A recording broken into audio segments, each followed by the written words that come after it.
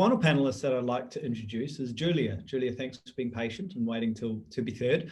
I had a first meet and greet and phone call with Julia last week. And here's what she says in her bio here. Julia is a geek girl, TV addict, and Powerchair sports athlete. She spent 9 years running a Melbourne science fiction and fantasy convention, and in 2017 co-founded and currently runs the @WeAreDisabled Twitter project. Julia started playing sport 3 years ago, rather late in life, and is the vice president of Powerchair Sports Victoria. When not off having adventures, she plays a lot of board games and grows vegetables to feed her bunnies. Julia, I once had an auntie who had bunnies. She was a slightly crazy auntie, and she used to give us bunny poo for Christmas. So I certainly hope you don't fall into that category. Definitely not. Definitely not. Hi, everyone. Thank you to Laura and Dave for inviting me to speak today. Today, I am going to challenge your perception of who plays sport. I feel most of my life, I've been surrounded by sport. I was probably going to the footy before I was born because my dad played country football. And so, you know, as a newborn, still going. And then when Dad retired a few years later, Mum used to go to the football every week with her aunties to see North Melbourne play. And then my younger sister played T-ball and softball, which she still plays. And she dabbled in netball for a while too. So I've grown up watching football. I'm an NFL fan. I love Formula One. But as someone with limited mobility, there's never really been anything for me. And as exciting as the rise of the Paralympics has been, seeing it being included alongside the Olympics, it's still deeply rooted in the idea that sport is for the physically strong. I remember when I was in primary school at Glen Allen, I attended, I think there was a little athletics group they tried to get up and running. And the group I was graded in was a lot of non-verbal people who couldn't really move much. So there was never anything really competitive or interesting. And I don't really remember attending that for very long.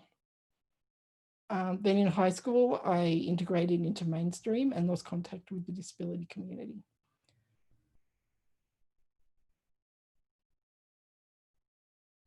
And ironically, when I left Glen Allen was probably about the time electric wheelchair hockey was first being established. So out of nowhere, a few years ago, a friend happened to come across what the Victorian Electrical Wheelchair Sports Association, otherwise known as USA, but we rebranded last year to Powerchair Sports Victoria, and asked me if I knew about it. What she didn't know when she asked it, I'd actually been Googling to see if I could find a sport, having been inspired by the creation of the AFLW. So what is Powerchair sports? They're sports that have been adapted for disabled people who use power chairs for everyday mobility and are played indoor on basketball courts. Often people with little muscle strength or movement, people who would not normally be considered able to play competitive sport, people like me. Let's see, I'm going to see if I can screen share here. Okay, cool, hold on.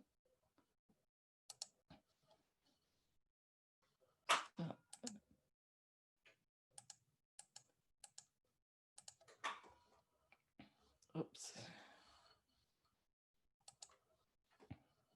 Sorry, it's the first time I've tried to screen share on Zoom.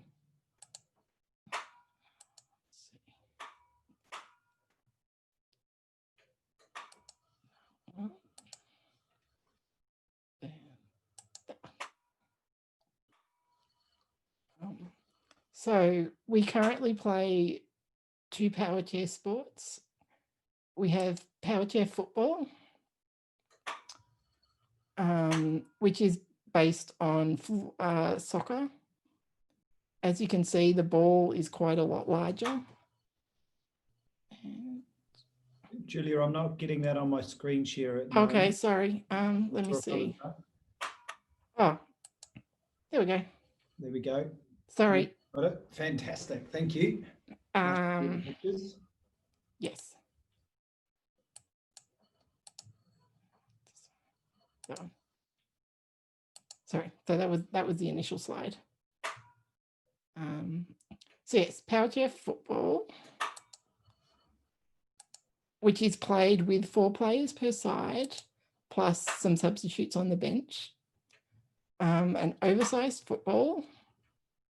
The main difference with Powerchair football and soccer is we have a 2-on-1 rule. So when a player is within 3 meters of the ball, only a player from the other team can be within that 3-meter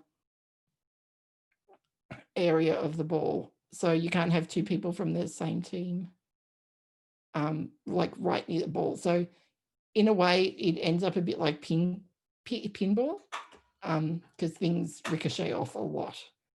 There is, however, a lot of skill involved. And it's highly competitive. It's played by 29 countries around the world.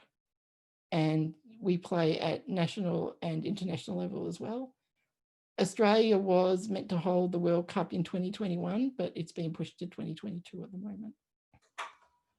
Yeah, as you can see, so this is a specialised sports chair, which, you know, if you're getting very competitive, you get into. The guard at the front is elongated, so you can kick the ball from the side or the front of your chair. One of the highlights of Powerchair football is the spin kick, where the chairs sort of spin almost at a 360, but get a real lot of power off the ball. Just here's another shot of sort of more general play. As you can see, we've got players who drive with chin controls as well. And for those who don't have strike forces, which are the main Powerchair things, so this is an everyday chair with a Powerchair football guard on the front.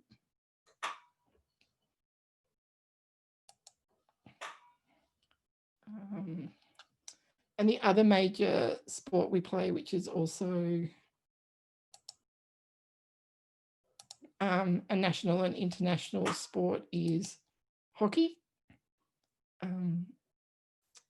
Hockey has 2 kinds of players. As you can see from the photo, you can have your handheld sticks and you can have what they call a T-stick, which is attached directly to the chair. The rules are minimum 2 T-sticks on a team. And one of them usually has to be goalkeeper, which is my current position. Hockey is, so the hockey that's being played in Australia is slightly different. We're now playing international rules hockey, which is based on floorball and ice hockey. It's hard to see on that photo, but there's a plastic rink that sort of goes all the way around the playing area, and the ball is not allowed to go more than 20 centimetres off the floor. There is, and the goals are quite low, which you will see here. So that's a good shot of the goal. That's actually me. This was from the November Club Championships last year, where we came second. I'm not actually a fan of that photo because I think that's when they just scored a goal against me. So apart from that, we occasionally also play Rugby League, which is probably the closest aligned to able-bodied rules. And we also play balloon soccer.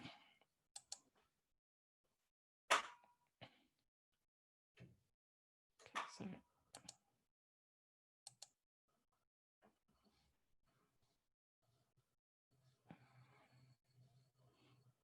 sorry, how do I get out of the screen sharing?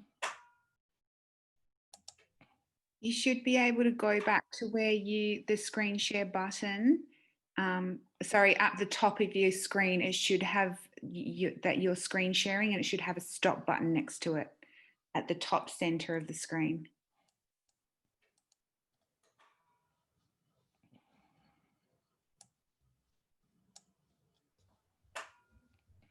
Laura, you might just be able to take over screen sharing and Yeah. then turn it off.